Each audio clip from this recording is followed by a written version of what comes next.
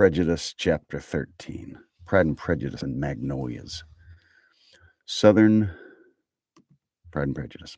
Okay, Chapter 13, continuing with a YouTube series that's going up on YouTube. And this is the chapter that we first meet Mr. Collins. So look forward to that. Get excited, because I'm excited about that. Chapter 13. Okay. Here we go. Got the thing rolling. It's recording. Got on going to YouTube. And okay. Chapter 13. I hope, my dear, said Mr. to his wife as they were at breakfast the next morning, that you've ordered a good dinner today, because I have reason to expect an addition to our family party. What do you mean, my dear? I know of nobody that is coming, I'm sure, unless Charlotte Lucas should happen to call in, and I hope my dinners are good enough for her. I do not believe she often sees such at home. The person of whom I speak is a gentleman and a stranger. Mrs. Bennet's eyes sparkled. A gentleman and a stranger. Is it Mr. Bingley? It's Mr. Bingley, I'm sure. Well, I'm sure I shall be extremely glad to see Mr. Bingley. But good Lord, how unlucky. There's not a bit of fish to be got today. Lydia, my love, ring the bell. I must speak to Hill this moment. It is not Mr. Bingley, said her husband. It's a person with whom I never saw in the whole course of my life. This roused a general astonishment, and he had the pleasure of being eagerly questioned by his wife and his 5 daughters at once. After amusing himself some time with their curiosity, he thus explained. About a month ago, I received this letter, and about a fortnight ago, I answered it, for I thought it a case of some delicacy and requiring early attention. It's from my cousin, Mr. Collins, who, when I'm dead, may turn you all out of this house as soon as he pleases. Oh, my dear, cried his wife, I cannot bear to hear that mentioned. Please do not talk of that odious man. I do think it is the hardest thing in the world that your estate should be entailed away from your own children, and I'm sure if I had been you, I should have tried long ago to do something or other about it. Jane and Elizabeth tried to explain to her the nature of an entail. They had often attempted to do it before, but it was a subject on which Mrs. Bennet was beyond the reach of reason, and she continued to rail bitterly against the cruelty of settling the estate away from the family of 5 daughters in favor of a man whom nobody cared anything about. It certainly is a most iniquitous affair, said Mr. Bennet, and nothing can clear Mr. Collins from the guilt of inheriting Longbourn. But if you'll listen to his letter, you may perhaps be a little softened by his manner of expressing himself. No, I'm sure that I shall not. I think it is very impertinent of him to write to you at all, and very hypocritical. I hate such false friends. Why, he could not keep on quarreling with you as his Why could he not keep on quarreling with you as his father did before him? Why, indeed. He does seem to have had some filial scruples on that head, as you will hear. Hunsford, near Westerham, Kent, 15th October. Dear Sir, the disagreement subsisting between yourself and my late honored father always gave me much uneasiness, and since I have had the misfortune to lose him, I have frequently wished to heal the breach. For some time I was kept back by my own doubts, fearing lest it might seem disrespectful to his memory for me to be on such good terms with anything with whom it had always pleased him to be at variance. There, Mrs. Bennet.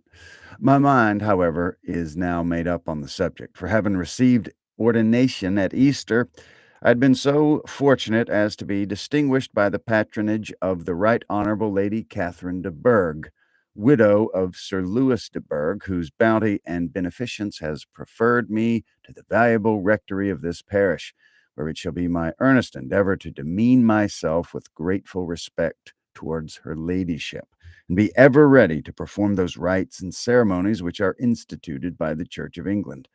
As a clergyman, moreover, I feel it my duty to promote and establish the blessing of peace in all families, within the reach of my influence, and on these grounds I flatter myself that my present overtures are highly commendable, and that the circumstance of my being next in the entail of Longbourn estate will be kindly overlooked on your side, and not lead you to reject the offered olive branch. I cannot otherwise be concerned at being the means of injuring your amiable daughters, and beg leave to apologize for it, as well as to assure you of my readiness to make them every possible amends. But of this hereafter. If you should have no objection to receive me into your house, I propose myself the satisfaction of waiting on you and your family Monday, November 18th by 4 o'clock, and shall probably pass on your hospitality till Saturday following, which I can do without any inconvenience, as Lady Catherine de Bourgh is far from objecting to my occasional absence on a Sunday, provided that some other clergyman is engaged to do the duty of the day. I remain, dear sir, with respectful compliments to your lady and daughters, your well-wisher and friend, William Collins. At 4 o'clock, therefore, we may receive this peacemaking gentleman, said Mr. Bennet, as he folded up the letter. He seems to be a most conscientious and polite young man, upon my word, and I doubt not will prove a valuable acquaintance, especially if Lady Catherine should be so indulgent as to let him come to us again. There is some sense in what he says about the girls, however, and if he is disposed to make them any amends, I shall not be the person to discourage him. Though it is difficult, said Jane, to guess in what way he can mean to make us the atonement he thinks our due, the wish is certainly to his credit. Elizabeth was Elizabeth was chiefly struck by his extraordinary deference for Lady Catherine, and his kind intention of christening, marrying, and burying his parishioners whenever it was required. He must be an oddity, I think, she said. I cannot make him out. There's something very pompous in his style. And what can he mean by apologizing for being next in the entail? We cannot suppose he would help it if he could. Could he be a sensible man, sir? No, my dear, I think not. But I have great hopes of finding him quite the reverse. Of servility and self-importance in his letter, which promises well. I am impatient to see him. In point of comparison, said Mary, the letter does not seem defective. The idea of the olive branch, perhaps, is not wholly new, yet I think it is very well expressed. To Catherine and Lydia, neither the letter nor its writer were in any degree interesting. It was next to impossible that their cousin should come in a scarlet coat. And it was now some weeks since they had received pleasure from the society of a man in any other color. As for their mother, Mr. Collins' letter had done away much of her ill will. Mr. Collins' letter had done away much of her ill will, and she was preparing to see him with a degree of composure which astonished her husband and daughters. Mr. Collins was punctual in his time, and was received with great politeness by the whole family. Mr. Bennet, indeed, said little, but the ladies were ready enough to talk, and Mr. Collins seemed neither in need of encouragement nor inclined to be silent himself.